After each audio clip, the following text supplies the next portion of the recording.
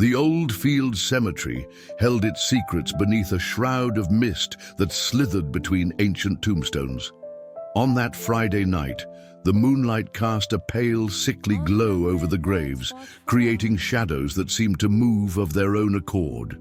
The wind whispered through the century-old trees, tearing dry leaves from their branches and sending them swirling in a macabre waltz through the night air. Mark Henry Adams pulled up his black Volkswagen Jetta beside the cemetery's rusted gate, its peeling paint revealing decades of neglect. In his right hand, a bottle of 12-year-old whiskey, an ill-advised birthday gift opened too soon, sloshed gently, the amber liquid reflecting the stars scattered across the moonless sky.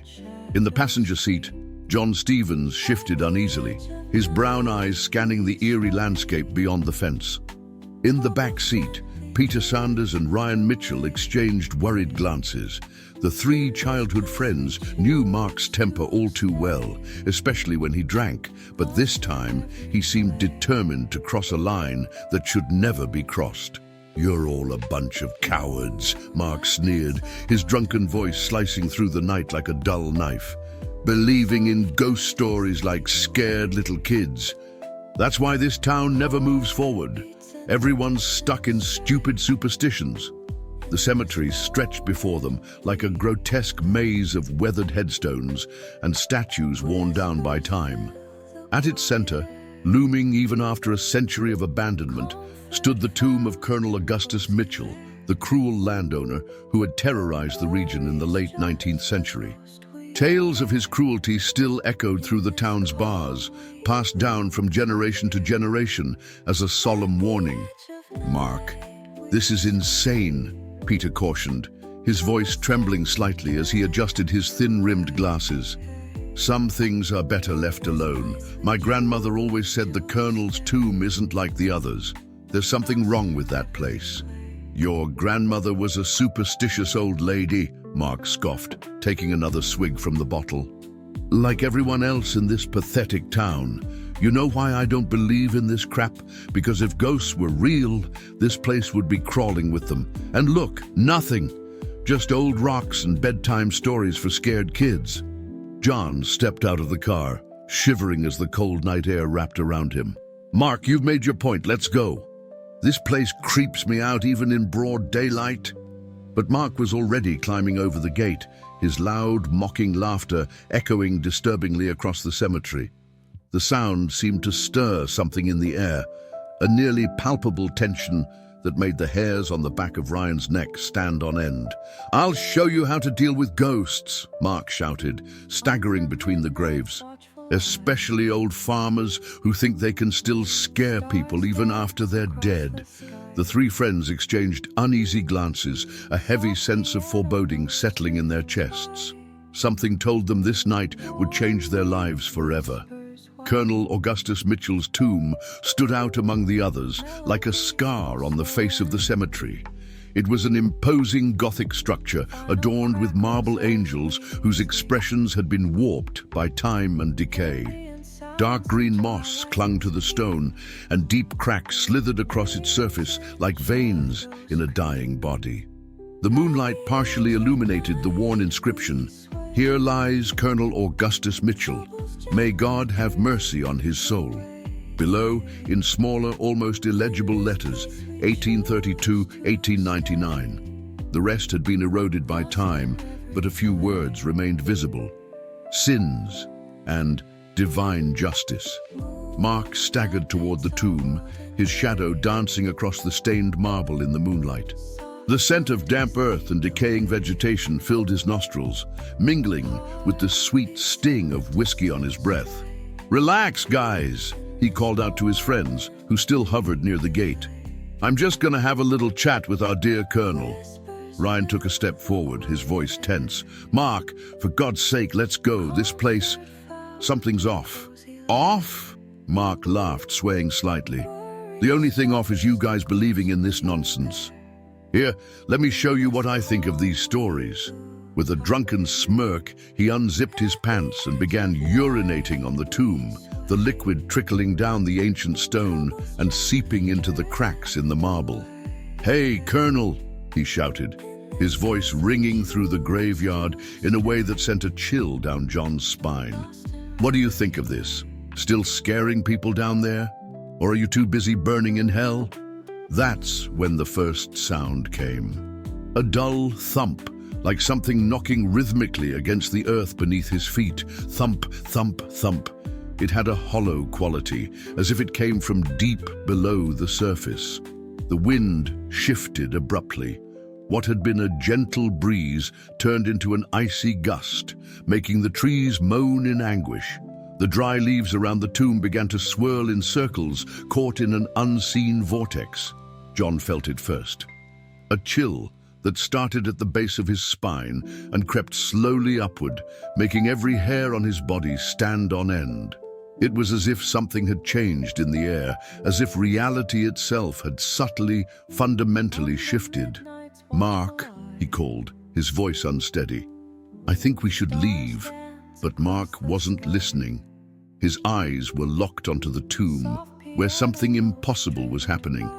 The liquid he had spilled over the stone wasn't trickling down naturally. It was being absorbed into the cracks as if the marble were thirsty. And then, for the briefest moment, they all heard it. A deep, ancient sigh rising from the depths of the earth. The sound of something that had waited for a very, very long time. Mark's apartment, on the third floor of an old building in the city center, felt different when he finally arrived home. It wasn't a physical change. The furniture was in the same place. The walls remained the same cream color, and his photographs still decorated the hallway. It was something more subtle, more insidious. The silence felt wrong, too heavy, as if the air itself had thickened, becoming something dense and viscous. Each step he took down the hallway echoed strangely, as if the sound was slightly delayed from his movements. In the bathroom, as he prepared to brush his teeth, the first anomaly appeared. The mirror above the sink, an object that had been a familiar presence for years, reflected something that shouldn't be there. It was just a flicker, a movement caught in the corner of his eye, a shadow that shifted on its own, a dark outline that seemed to lean toward him. Mark turned sharply, his heartbeat hammering in his chest, but there was nothing, just the empty bathroom walls. The shower curtain hung still. Nothing moved, nothing was out of place, but the chill running down his spine remained. "It's just the whiskey," he muttered to himself, his words sounding oddly foreign in the apartment's unnatural silence. "I just need to sleep it off." In his bedroom, lying in bed with only the nightstand lamp on, that's when he noticed the second sign. A sound that shouldn't be there, breathing, not his own. He was consciously holding his breath to be sure. No, this was something else, something deeper, older, a sound that pulled at the air as if it hadn't breathed in decades. Mark sat up, his eyes frantically scanning the dark corners of the room. The sound came from everywhere and nowhere at once. "Is someone there?" His voice came out weaker than he intended. The response was a whisper, so close to his ear that he could feel the cold breath move against his skin. "You disturbed me?" Mark leaped from the bed, flipping on every light in the room. His heart pounded so violently it felt like it might burst from his chest. "Now I will disturb you." The voice was like liquid ice sliding down his spine. There was something in it that was not human, something ancient and malevolent that made his stomach twist into knots. That night, Mark did not sleep. He sat upright in his bed, his back pressed against the headboard, watching the shadows in his room slowly shift and change shape as the hours crawled by. Morning light brought no relief. Mark dragged himself to work, his hands trembling as he attempted to drink his third cup of coffee in the small real estate office where he worked as an agent. The dark circles beneath his eyes told the story of a sleepless night, but it wasn't just exhaustion weighing on him. The shadows were different, not just in his home, but everywhere. They seemed darker, thicker, alive. When he wasn't looking, they moved, twisting, stretching toward him like eager fingers trying to reach his skin. "You look terrible," his co-worker Sandra commented, dropping a file onto his desk. "Too much drinking last night?" Mark opened his mouth to respond, but something behind Sandra caught his attention. Her shadow on the wall wasn't moving the same way she was. For one awful moment, it seemed to smile. "I didn't sleep well," he mumbled, forcing himself to look away. The day dragged on like a slow-motion nightmare. One moment, he was reviewing a lease agreement. He blinked, and 3 hours had passed. His screen displayed a different document, filled with his own handwriting, yet he had no memory of writing it. At the bottom of the page, in trembling letters, "You are mine now." Panic surged in his chest. He rushed to the office bathroom, his breath coming in short gasps. In the mirror, his reflection looked wrong. His eyes were different, darker, deeper, and then, for the briefest second, he swore his reflection smiled, while his own face remained frozen in terror. "It's happening," he whispered to himself, gripping the sink so tightly his knuckles turned white. "It's not just exhaustion. Something's wrong with me." The rest of the day blurred into disconnected moments. He found himself in different rooms, without remembering how he got there. Clients mentioned conversations he had no recollection of having. On his desk, sticky notes in his handwriting appeared out of nowhere. "Your body will be mine. Time is running out. You woke something ancient." And the worst part, sometimes, when he was alone, he would hear that voice again. Deep, ancient, dripping with malice. Soon, very soon. The sun was already setting when John arrived at the restaurant where they had agreed to meet. Mark was already there, sitting in a dark corner, his fingers nervously drumming against the table. There was something different about his friend, beyond the obvious deep eye bags and the constant trembling in his hands. "Jesus, Mark," John said as he sat down. "You look terrible." "I can't sleep," Mark replied, his voice hoarse, as if he had been screaming for hours. "Not since that night. Things are different, John. They're wrong." A waiter approached to take their order. When his notepad slipped and hit the floor, Mark jumped in his seat, his eyes wide with panic. "Don't you hear it?" he whispered desperately. "The voices, they don't stop. They're everywhere. Everywhere." A chill ran down John's spine.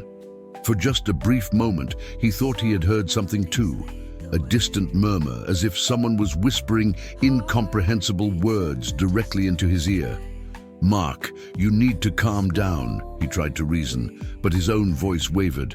"Maybe it's just—" "No!" Mark snapped, slamming his hand on the table. "It's not stress. It's not exhaustion. It's not a hangover. There's something with me, John. Something following me, watching me, changing me." That's when John noticed it. For just a second, as Mark spoke, his voice sounded different, deeper, older, and his eyes, there was something wrong with his eyes. "Since that night at the cemetery," Mark continued, his voice almost breaking now, "he hasn't left me alone. The Colonel, he's with me, inside me." John felt the blood in his veins turn to ice, because now he could hear it too, a whisper, distant but growing. A voice that did not belong to this world, whispering dark promises in his ear. By the third night without sleep, the boundaries between reality and nightmare began to dissolve for Mark. His apartment had become a prison of shifting shadows and relentless whispers. The walls seemed to pulse like a sick, beating heart, and the mirrors had become portals to something he could no longer ignore. That's when he made a decision that would change everything. If something was haunting him, something that had crawled out of that ancient tomb, he needed to face it. With shaking hands, he grabbed his digital camera and his car keys. "If I'm going insane," he murmured to himself, "I might as well get proof." The cemetery at night was a living thing, breathing beneath the starless sky. The fog had returned, thicker than before, slithering across the ground like smoke serpents. Mark stepped through the gate, which groaned open with a metallic whine that seemed to last forever. Something was different. The tombstones weren't in the same places he remembered. It was as if the cemetery had rearranged itself, forming a macabre labyrinth that guided him inevitably toward the center. His hands trembled as he held the camera, recording his slow advance between the graves. The digital screen showed something unsettling, dark stains that weren't visible to the naked eye, shapes that moved in the shadows. "I'm here!" he shouted, his voice sounding strangely muffled in the thick fog. "You wanted my attention? You've got it!" That's when the camera began to glitch. The image flickered, distorted, and then he saw it. On the digital screen, a tall, dark figure stood behind him. A humanoid form, but wrong in some fundamental way. Its edges seemed to consume the very light around it. Mark spun around, his heart pounding. Nothing, but when he looked back at the camera screen, the figure was still there, and it was closer. The ground beneath his feet began to tremble. A deep, groaning sound rose from the earth, vibrating through his bones. The cracks in the colonel's tomb widened, tiny fragments of marble crumbling away like falling tears of stone. "What do you want from me?" Mark screamed, his voice breaking. The answer came as a whisper, but this time it wasn't in his ear. It was inside his own mind. Everything. And then the world around him exploded into chaos. The camera captured the final moments, the fog twisting into tendrils of darkness, the ground splitting open like a hungry mouth, and Mark screaming as he was dragged into a darkness that did not belong to this world. The nightmares began that night, but they weren't normal dreams, the kind that fade upon waking. These were memories that did not belong to him, but now they ran through his veins like poison. Mark found himself on an old plantation, the scorching 19th century sun beating down mercilessly. His hands gripped a whip, and the sound of flesh being torn echoed in his ears. He could feel the perverse pleasure, the intoxicating power that the colonel felt when inflicting pain. He saw himself ordering executions for the smallest infractions, watching with satisfaction as men, women, and even children were buried alive for daring to defy him. The worst part wasn't witnessing these atrocities. It was feeling them, feeling the sick pleasure the colonel derived from every moment of cruelty. He woke up screaming, drenched in cold sweat, but the visions wouldn't stop. They began to blend into his daily reality. During a meeting with clients, he saw blood dripping down the walls. At the supermarket, the loudspeakers began transmitting screams of agony that only he seemed to hear. His reflection had become his worst enemy. Sometimes, when he passed reflective surfaces, he saw the colonel's face superimposed over his own. A cruel face, marked by time and wickedness, with eyes that seemed like bottomless pits of darkness. And then, the physical changes began. His hands developed calluses in the exact same spots the colonel had them. His posture changed, becoming more rigid, more authoritative. His voice started carrying an old accent that didn't belong to him. Mark's transformation didn't stay contained within him for long. Like an insidious disease, it began affecting those around him. Peter was the first to realize that something truly supernatural was happening. It was just past 3 in the morning when he woke up with a strange feeling. The air in his room was freezing despite the summer heat outside. The darkness felt denser than usual, as if something was making it heavier. And then he saw it. Someone was standing in his doorway. The silhouette was unmistakably Mark's, but there was something profoundly wrong in the way he was standing. Too stiff, like a poorly made wax figure. His eyes were open, but completely empty, reflecting the dim light like black mirrors. "Mark?" Peter called, his voice shaking. "What are you doing here?" When his friend spoke, the voice that came out wasn't his. It was deeper, older, carrying a malice that made Peter's blood run cold. They deserved to die.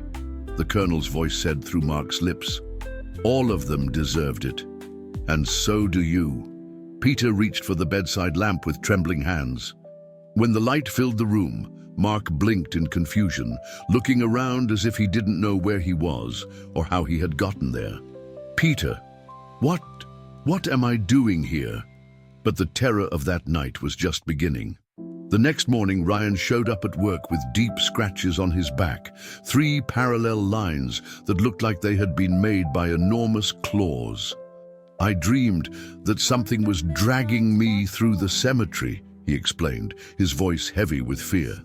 I could smell damp earth, hear ancient voices whispering. When I woke up, I was like this, and there's more. Ryan pulled down his shirt collar, revealing a handprint on his neck, too large to be human, with long, gnarled fingers that had left his skin blackened where they touched. This wasn't a dream, was it? He asked, tears in his eyes. Something is wrong with Mark. Something very, very wrong.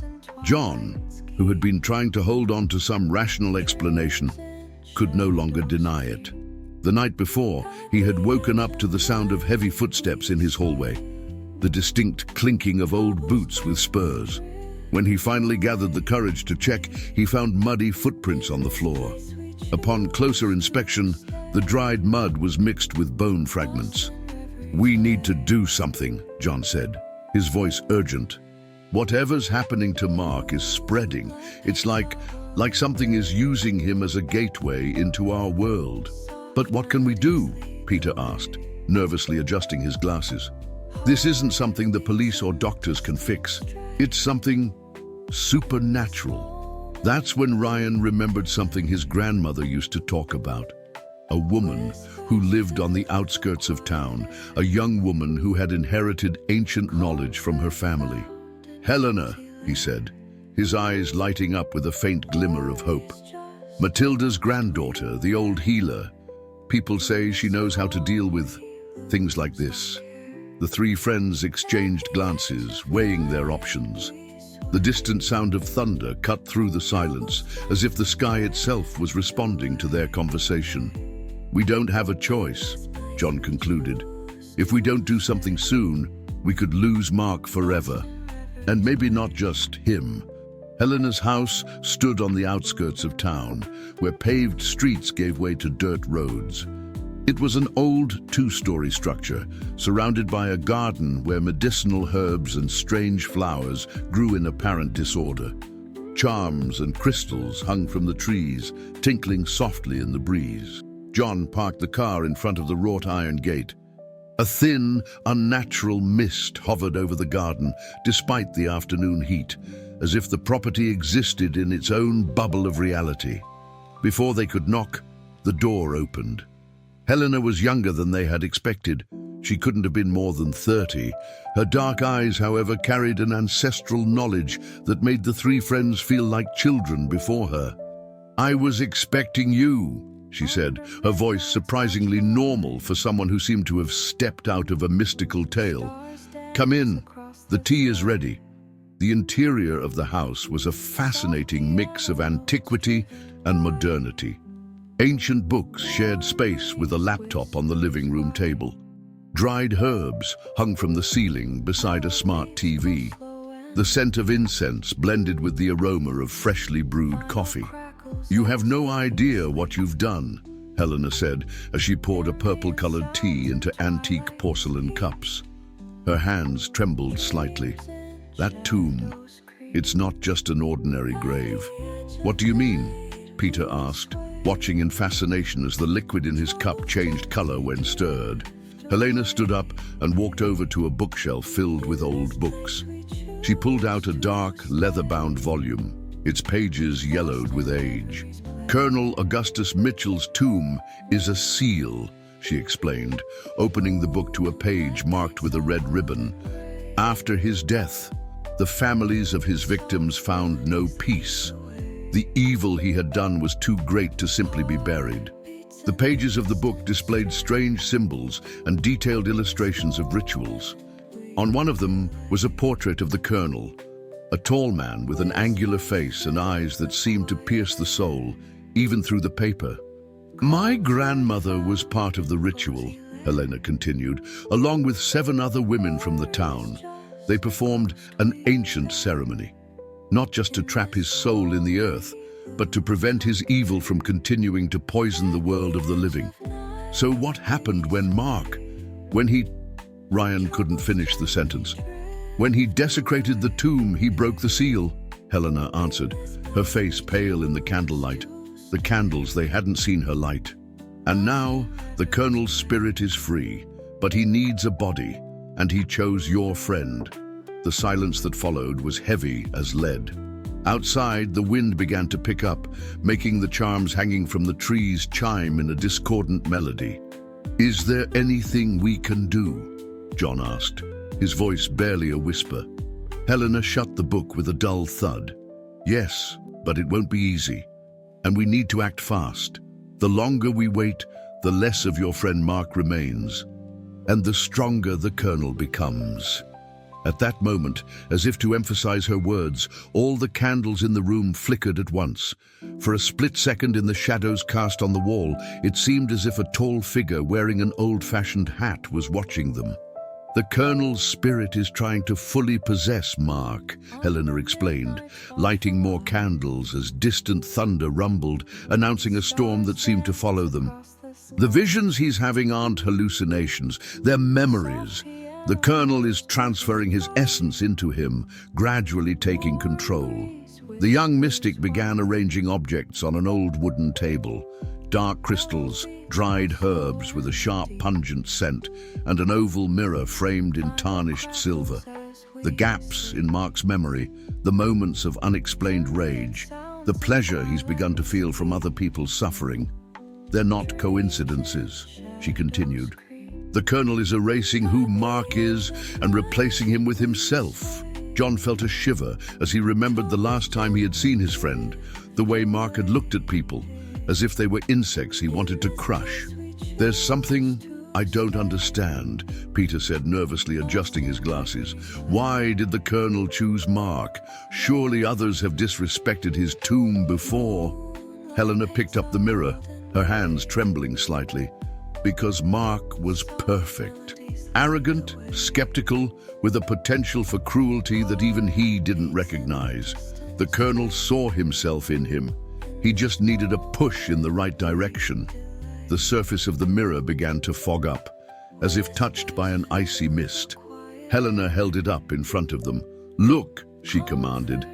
In the mirror, images started to form. Mark as a child, pushing a classmate down the stairs. Mark as a teenager, torturing a stray cat. Mark as an adult, secretly enjoying denying a desperate family alone.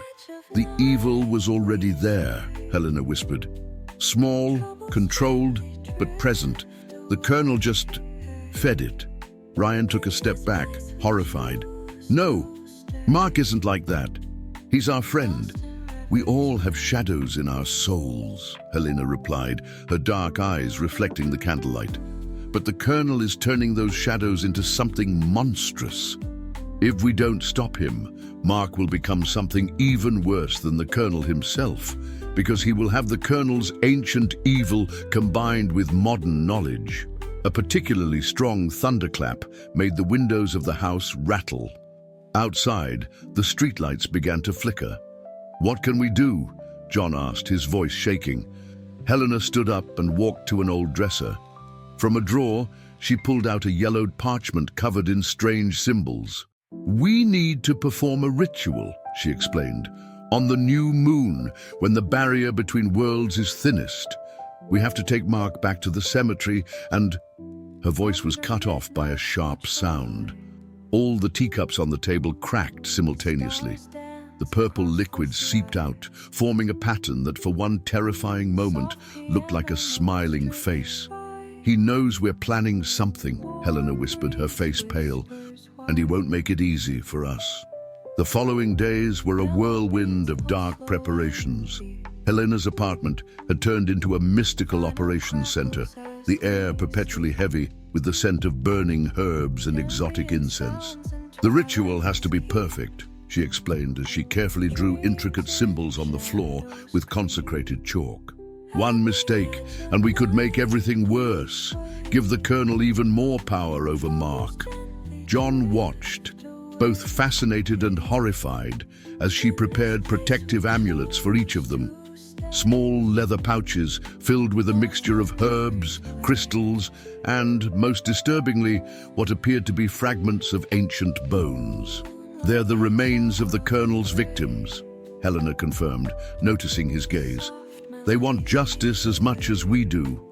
They will help us contain him."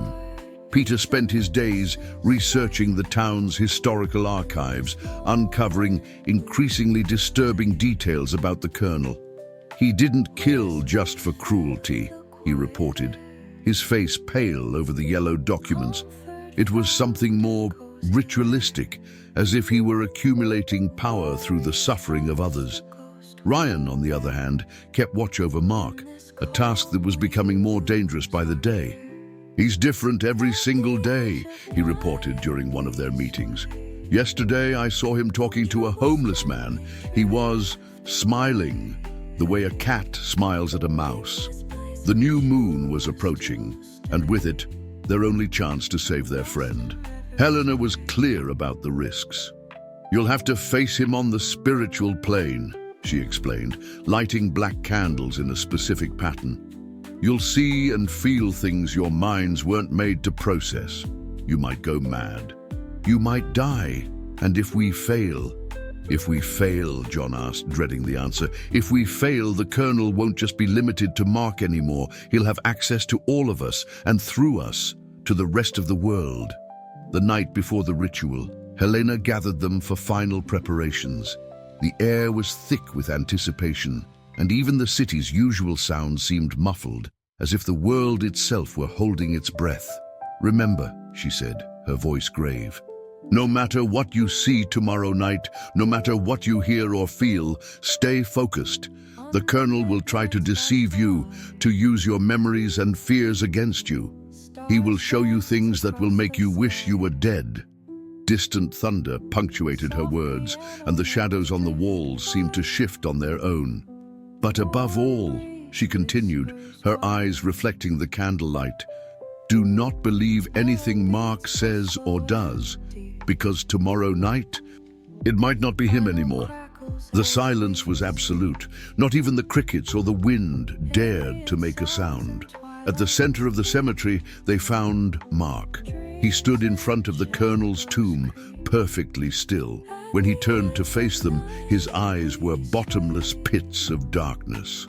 "How touching," he said in a voice that was no longer his, a deep, ancient sound that made the tombstones vibrate. "A pathetic attempt at salvation. Do you really think you can stop me?" Helena began placing the ritual items in a circle, black crystals, yellowed bones, dried herbs, and symbols drawn in consecrated chalk on the dirt. "Mark!" John called out, his voice trembling. "We know you're still in there! Fight him!" The laughter that followed was like nails scraping against slate. "Mark? Oh, he's still here," the voice sneered. "Want to see?" Mark's face twisted in pure agony. For a moment, his eyes returned to normal.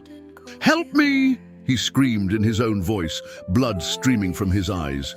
He's everywhere, inside me! Help!" The plea was cut short by another cruel laugh. The eyes turned back into endless voids of darkness.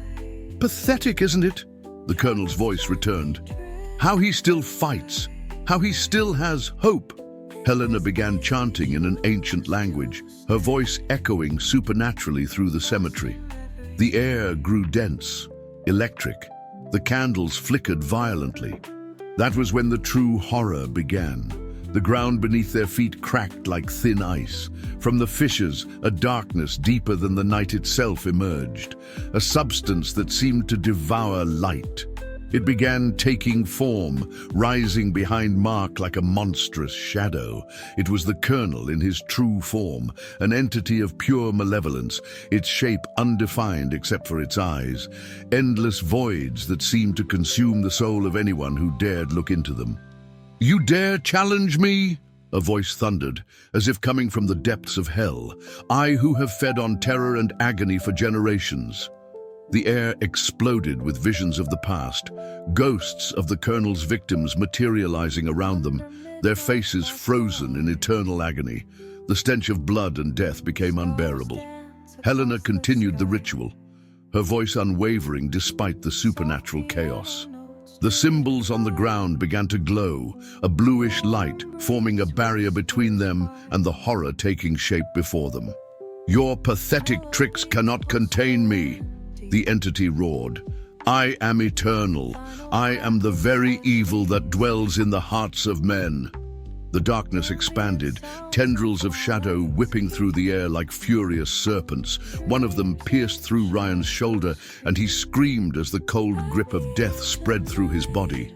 Then something changed. A light began to shine from Mark's chest, faint at first but growing stronger. "No!" The colonel's voice faltered for the first time. "That's not possible."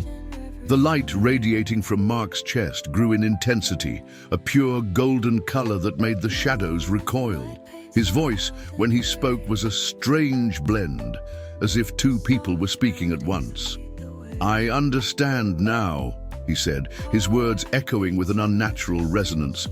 "You're not as powerful as you think. You're just fear, just hatred, and I refuse to be your vessel." The shadowy entity howled, its tendrils writhing in the air like wounded snakes. Mark's face was transformed into a mask of pain and determination. "You may have my memories," he continued, stepping toward the tomb. "You may have shown me the worst of myself, but you cannot have my soul, not without my permission." Helena intensified the chant, her voice merging with the energy now surging through the cemetery. The symbols on the ground burned bright like blue fire, forming ethereal chains that began wrapping around the colonel's shadowy form. "Fool!" the entity bellowed. "You already belong to me! I am in every thought, every beat of your heart!" "No!" Mark answered, blood dripping from his nose as he fought against the possession. "You exist only in the shadows, and I choose the light." The light in his chest exploded, bathing the entire cemetery in a blinding radiance. For a moment, the true nature of the place was revealed. Not just a graveyard of stone and earth, but a nexus of spiritual energy, a gateway between worlds that had been sealed long ago. The colonel's scream was like 1,000 tormented voices crying out in unison. His shadowy form began to dissolve, dragged back into the tomb by chains of light and glowing mystical symbols. Mark collapsed to his knees, his body trembling violently. John and Peter rushed to support him, while Ryan helped Helena complete the sealing ritual. But something was wrong. While most of the entity had been trapped once more, fragments of its essence remained. Shadows that clung to Mark like stubborn smoke, seeping into his skin before the ritual could be completed. The seal was restored, stronger than before. The colonel's tomb now glowed with symbols of containment, and the atmosphere of the cemetery returned to almost normal. Almost. "Is it over?" Ryan asked, helping Mark to his feet. Helena watched their friend with a worried expression. "Not completely," she replied. "We managed to contain the colonel, but, John pressed, "but part of him is still inside Mark. A seed of darkness that will always be there, not strong enough to possess him, but present enough to remind me," Mark finished, his voice hoarse. "Forever." A week had passed since the ritual at the cemetery. On the surface, life seemed to have returned to normal. The sun rose and set, people came and went, and the town carried on its routine as if nothing had happened. But for those who had lived through that night, nothing would ever be truly normal again. Mark reclaimed his life, but he carried invisible scars. During the day, he could function almost normally. He went back to work, met with friends, tried to rebuild a sense of normalcy. But at night, the changes became more evident. In the early hours of the morning, when the darkness was deepest, he would sometimes wake up with memories that weren't his own. Fragments of the colonel's life, imprinted in his mind like old photographs stained with blood. His reflection in the mirror didn't always move at the same time. there was a microscopic delay, as if something else were deciding whether to mimic his actions or not. And sometimes, in moments of anger or frustration, he felt an echo of that ancient power, a whispering temptation in his mind, promising he could have anything he desired if he just gave in to the darkness again. But now he was stronger. Each time the temptation arose, he remembered that night, the horror he had experienced, the feeling of losing himself to something greater and more terrifying than any nightmare. "How are you coping?" Helena asked during one of her regular visits to check on the mystical seal now embedded in his soul. "Day by day," he replied, watching the sunset through the window. "The darkness is still there. It always will be. But now I know it only has the power I allow it to have." She nodded, understanding. "The best protections against evil aren't symbols or rituals," she said. "They're the choices we make every day." Mark smiled faintly, but the smile didn't quite reach his eyes. For a moment, just a brief moment, his pupils seemed to expand unnaturally. "Some stories aren't just legends," he murmured, repeating the words he had once mocked. "They're warnings." And somewhere, deep in the shadows that were now a part of him, he heard one last echo of that ancient voice. This isn't over. He knew it was true. The darkness would always be there, waiting for a moment of weakness. But now he also knew that the light inside him was stronger, as long as he chose to keep it that way. Some battles never truly end. We just learn to fight them better.